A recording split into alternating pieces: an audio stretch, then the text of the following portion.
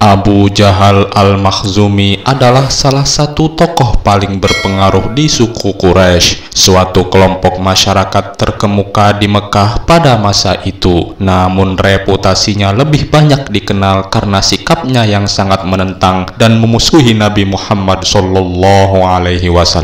Abu Jahal dikenal sebagai salah satu musuh Nabi Muhammad dan Islam yang paling jahat. Rasulullah bahkan menggambarkannya sebagai Firaunnya umat muslim. Nama asli Abu Jahal adalah Amru bin Hisham, namun ia lebih dikenal dengan sebutan Abu Hakam atau Bapak Kebijaksanaan di kalangan suku Quraisy. Permusuhan dan peperangannya yang tiada henti terhadap Islam membuatnya dijuluki Abu Jahal atau Bapak Kebodohan. Dia adalah anggota klan Bani Makhzum dari suku Quraisy. Tidak hanya dikenal sebagai seorang yang menentang ajaran Islam, Abu Jahal Al-Makhzumi juga memiliki sifat sombong. Sikap angkuhnya dan perasaan bahwa dirinya lebih unggul dari yang lain semakin memperkuat image Abu Jahal sebagai tokoh yang zalim. Nama Abu Jahal Al-Makhzumi telah terpahat dalam lembaran sejarah Islam. Julukan Abu Jahal yang artinya Bapak Kebodohan digunakan untuk menggambarkan masa ketika masyarakat Arab berada dalam keadaan yang kurang mengenal dan tidak beriman kepada Allah Subhanahu wa Ta'ala. Sebagian besar dari mereka menyembah berhala. Abu Jahal adalah seorang musyrik yang gigih dan sangat tidak menyukai Nabi Muhammad. Ia mengambil setiap kesempatan untuk menegur dan mempermalukan Nabi Muhammad di depan umum. Abu Jahal adalah salah satu orang yang paling menganiaya umat muslim. Ketika seorang mu'alaf ditemukan di antara hierarki sebuah suku, Abu Jahal akan menegur mu'alaf tersebut dan kemudian mengejeknya di depan sesama anggota sukunya. Ketika ia menemukan seorang pedagang yang masuk Islam, ia memerintahkan agar tidak ada seorang pun yang berbisnis dengannya. Akibatnya, pedagang mu'alaf tersebut tidak dapat menjual barang dagangannya dan menjadi miskin. Budak-budak yang menjadi mu'alaf dari kaum Quraisy menerima hukuman yang paling berat, misalnya saja Harith binti Al-Mu'ammil yang dipukuli hingga kehilangan penglihatannya hanya karena bertobat. Ia juga menikam Sumayyah binti Hayat dengan tombak di bagian kemaluannya hingga terluka. Wanita ini adalah orang pertama yang menemui kesyahidan di jalan Islam. Abu Jahal selalu mengambil peran utama dalam kegiatan melawan Islam sepanjang hidupnya. Ia mengamati dan memboikot kaum muslim hingga menentang pencabutan boikot tersebut. Tak berhenti di situ,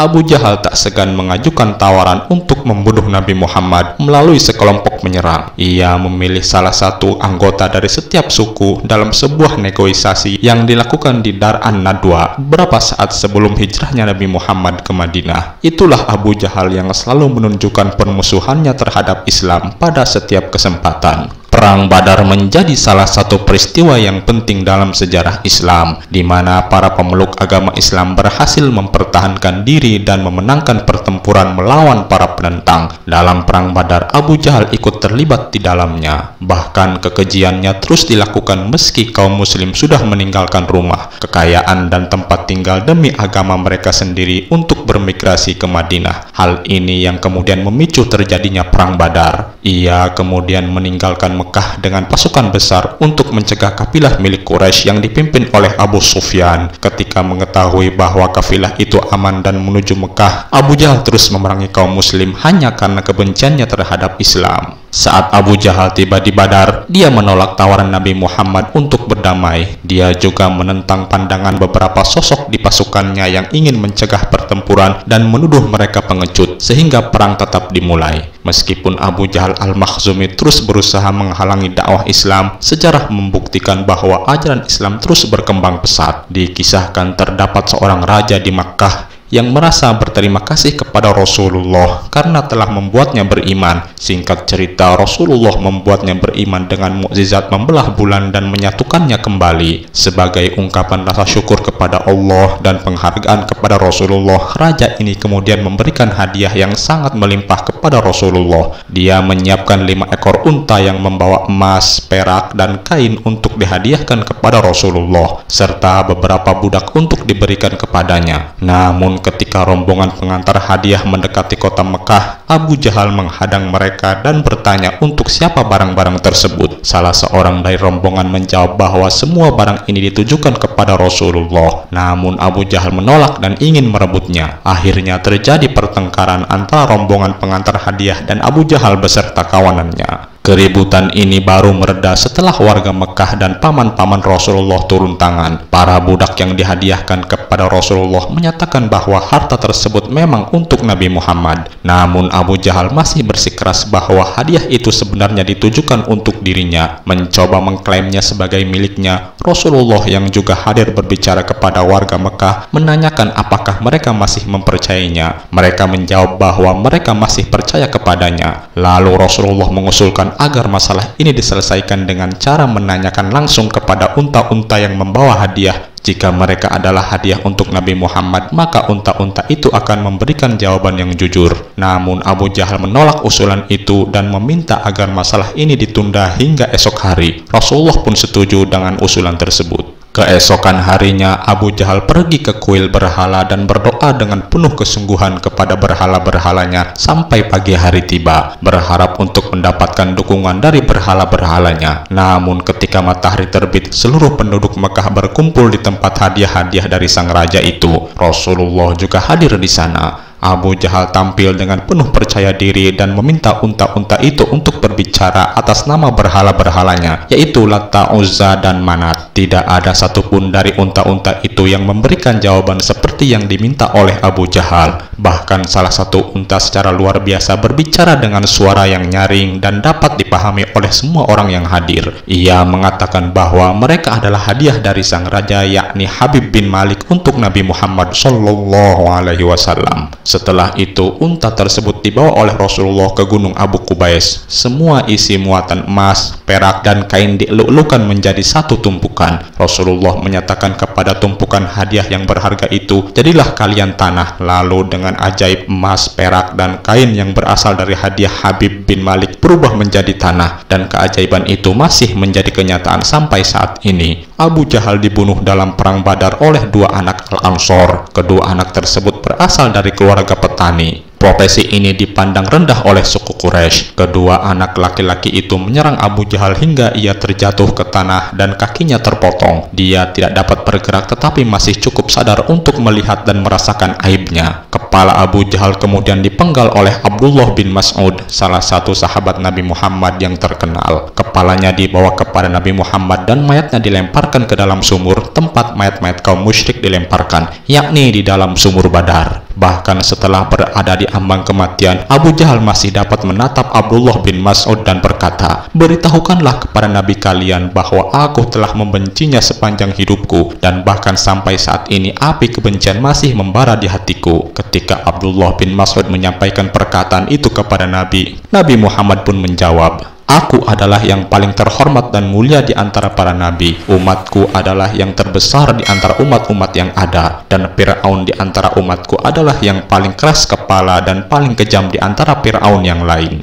Itulah tadi kisah singkat mengenai Abu Jahal. Semoga bermanfaat. Assalamualaikum warahmatullahi wabarakatuh.